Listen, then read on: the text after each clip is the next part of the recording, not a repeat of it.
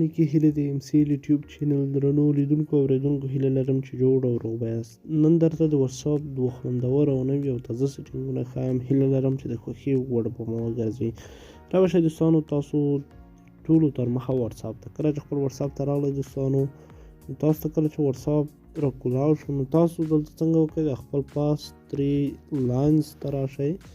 کله چې تاسو خپل دغه 3 ډاټس ته راغلی دوستانو، کله چې تاسو هغه راخلاص کړئ تاسو به څنګه وکړئ، دلته به راشئ د سیټینګ اپشن تاسو وګورئ، سیټینګ اپشن به راخلاص کړئ. کله مو چې دا راخلاص کړ نو تاسو به څنګه وکړئ، لومړی سیټینګ چې درته ښایم هغه دلته دی. را به شئ تاسو خپل چارټس ته. کله چې خپل چارټس ته راغلی تاسو به دغه چارټس کې څنګه وکړئ، دغه اپشن به ستاسو انیبل وي، دا به تاسو بند کړئ. دا مو چې کله تاسو بند کړو نو دا څه معنا دا دوستانو په هغه وخت کې تاسو ته پکارېږي کله چې تاسو واتساپ ام بي زیاتې وهي، او یعنې په هغه صورت کې ام بي زیاته وهي کله چې عکسونه ویډیو هر څه څوک دیږي درته ستا واتساپ ته په اتومات ډول را ډاونلوډېږي، نو په هغه صورت کې ام بي وهي.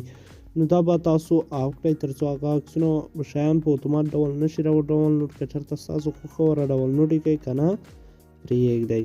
او دوهم سیټینګ دوستانو چې دا تاسو څنګه وکړئ، په پرایوسي باندې به کلیک وکړئ. کله مو چې په پرایوسي باندې کلیک وکړئ تاسو به لاندې راشئ، دلته به تاسو څنګه وکړئ، په ګروپ باندې به کلیک وکړئ. کله مو چې په ګروپ باندې کلیک وکړئ دلته به تاسو مای کنټینټ ته واړوئ.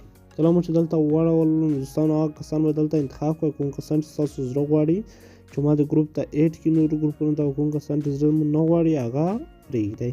نو کله مو چې دغه ته اپډیټ ورکړ نو دلته به مای کنټینټ ته واوړي. دا څه معنا، یعنې په هغه صورت کې کله چې تاسو یو څوک په خپل سر ګروپونو ته اډوي نو تاسو نه غواړئ چې هغه ګروپ ته دې اډ شئ، نو تاسو دلته دغه سیټینګ وکړئ، تاسو به د هېڅ چا ګروپ ته نشئ اډ، او موبایل به مو هم قوي وي. که چېرته زیات ګروپونه په واتساپ کې ولرئ موبایل مو کمزوری کوي او بیا ښه استفاده ترې نشئ کولی.